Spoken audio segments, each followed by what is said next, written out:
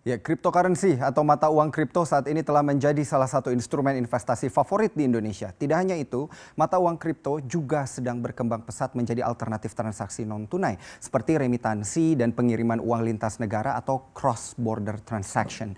Dikaitkan dengan kondisi pandemi saat ini, jumlah transaksi digital meningkat pesat seiring dengan regulator yang mendorong masyarakat untuk mengurangi penggunaan uang kartal. Sehingga ini menjadi satu pertanyaan tersendiri. Akankah suatu hari mata uang digital ini jadi alat tukar di dalam negeri? Dan apakah kondisi pandemi ini memang benar-benar memberikan akselerasi untuk kejayaan cryptocurrency? Akan kami bahas selengkapnya sebagai berikut. Pandemi, akselerasi kejayaan cryptocurrency. Apakah akan menjadi seperti ini?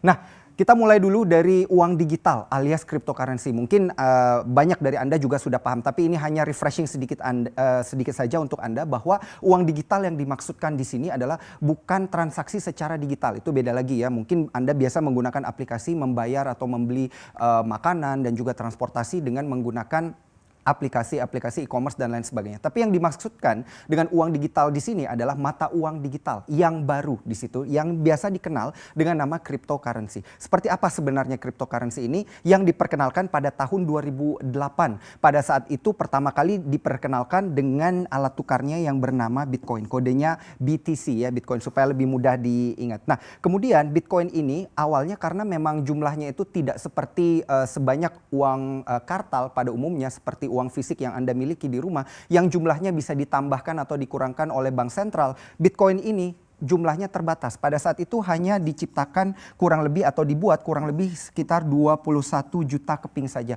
Saking terbatasnya hukum supply dan demand berlaku. Maka dari itu Anda pernah dengar bahwa wow, Bitcoin pernah harganya melonjak sampai $19.000 Amerika Serikat per keping. Nah, ini karena jumlahnya yang memang sangat terbatas. Nah, selanjutnya kita melihat kenapa pada akhirnya Bitcoin atau kripto, salah satu jenis dari cryptocurrency ini diperkenalkan dan diciptakan pada tahun 2008? Karena ini untuk mendukung alat tukar lintas negara. Punya satu mata uang yang mimpinya itu sederhana. Punya satu mata uang yang bisa kemudian dipakai dan ditransaksikan di seluruh dunia tanpa harus pergi lagi ke money changer, tukar kiri, tukar kanan, ya, kemudian kena potongan, kena pajak dan lain sebagainya. Ya, itulah yang ingin di jalur distribusi yang ingin dihilangkan. Kemudian ternyata untuk cryptocurrency ini, Bitcoin dan teman-temannya, ya, itu ditolak di beberapa bank sentral, termasuk tahun 2018 ditolak dengan tegas oleh Bank Indonesia. Karena memang berdasarkan undang-undang alat transaksi di dalam negeri yang diakui hanya rupiah saja.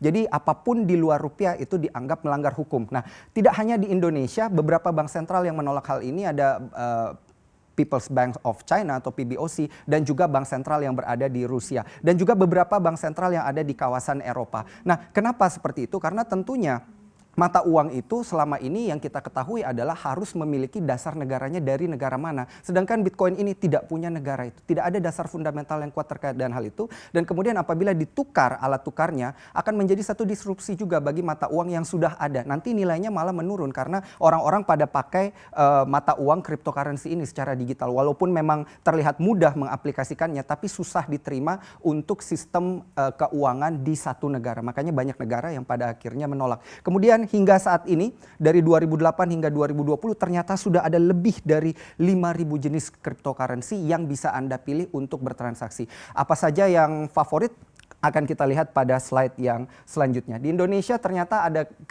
kurang lebih ada 5 cryptocurrency yang sering ditransaksikan juga bagi para investor yang di dalam negeri dan juga global ya. Yang pertama tentunya ini Bitcoin karena market ranknya dia yang paling pertama dikenal oleh para investor, dia akhirnya mendapatkan peringkat pertama karena paling banyak ditransaksikan dan nilai market cap-nya di sini sekitar 169,39 miliar dolar Amerika Serikat.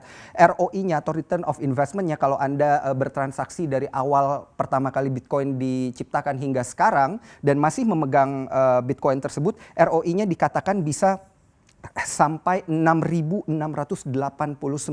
kenaikannya. Saat ini Bitcoin ditransaksikan di harga $9.208 per dolar Amerika Serikat per koinnya ya. Jadi bayangkan nilai yang dan juga jumlah uang yang harus Anda kumpulkan untuk satu koin tersebut. Nah, kemudian yang kedua ini ada jenis yang lain, Ethereum, yang fungsinya ini dari kelima ini fungsinya beda-beda ya. Ini hanya beberapa yang kami ambil sebagai contoh melalui market rank yang paling sering ditransaksikan oleh masyarakat dan juga dengan market cap yang cukup besar juga di sini.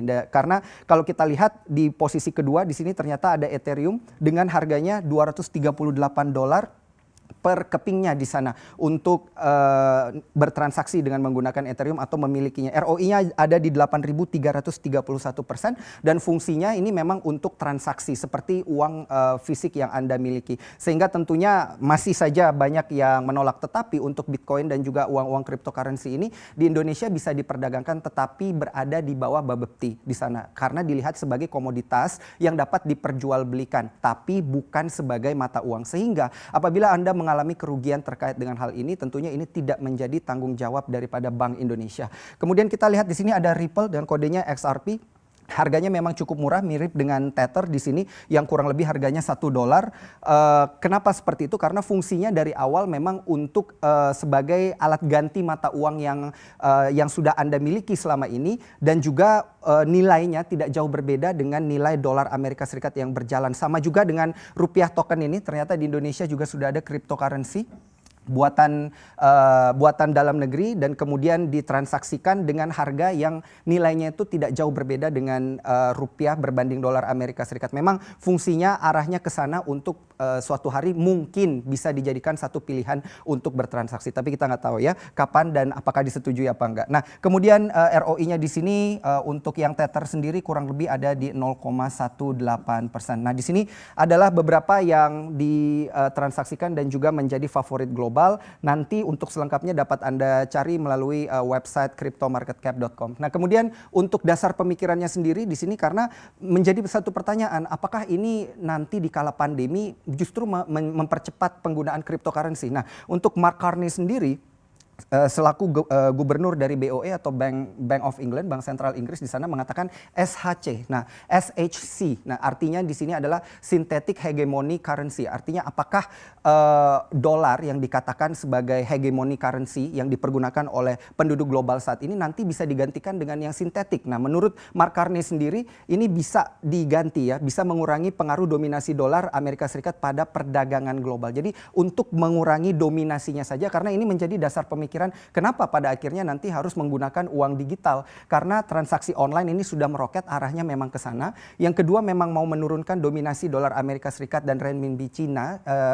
di sana. Yang ketiga mengurangi potongan dan juga pajak. Yang keempat untuk biaya pembayaran retail yang lebih rendah. Jadi ketika Anda bertransaksi karena tidak ada pajak dan lain sebagainya tentunya biaya pembayaran retail jadi lebih rendah. Dan yang terakhir dikatakan fleksibilitasnya tinggi karena memang bisa sekali beli bisa dipergunakan langsung di beberapa negara ya. Ini menjadi menarik tapi memang Mark Carney tidak mengatakan bahwa yang bisa jadi SHC atau synthetic hegemony currency-nya adalah cryptocurrency. Jadi masih dipertimbangkan lagi nanti apa yang akan menjadi synthetic hegemony currency-nya. Nah, yang terakhir menjadi pertanyaan adalah apakah China yang akan menjadi negara pertama yang merilis yuan digital di sini karena memang kita sudah melihat dan media sudah mencium bau-baunya ya dari bulan April tahun 2020 di mana aplikasi Meitian di sini bekerja sama dengan PBOC dan juga TT Chuxing di China maksud kami. Satunya adalah aplikasi untuk mengirimkan makanan. Kalau di Amerika biasa contohnya kayak Grubhub. Kemudian ini TT Chuxing ini adalah salah satu aplikasi untuk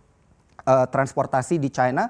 Sudah dikatakan sudah tercium bau kerjasamanya. Tapi apakah akan berhasil untuk China sendiri merilis yuan digital ini? Masih akan kita nantikan apakah akan berhasil di sana karena tentunya ada satu perusahaan aplikasi di China juga di sana untuk streaming video, Bilibili Incorporated yang dikatakan diajak oleh PBOC juga untuk mencoba yuan digital ini. Karena menarik apabila kita mengarah kepada pandemi, kita kaitkan juga dengan pandemi dan juga kondisi resesi di beberapa negara, apakah yang menjadi pertanyaan adalah apakah benar dan apakah bisa nantinya satu mata uang yang dikatakan universal dan juga digital ini dipergunakan di satu negara untuk bertransaksi dan untuk mempercepat proses transaksi dan juga proses keuangan. Akan kita nantikan.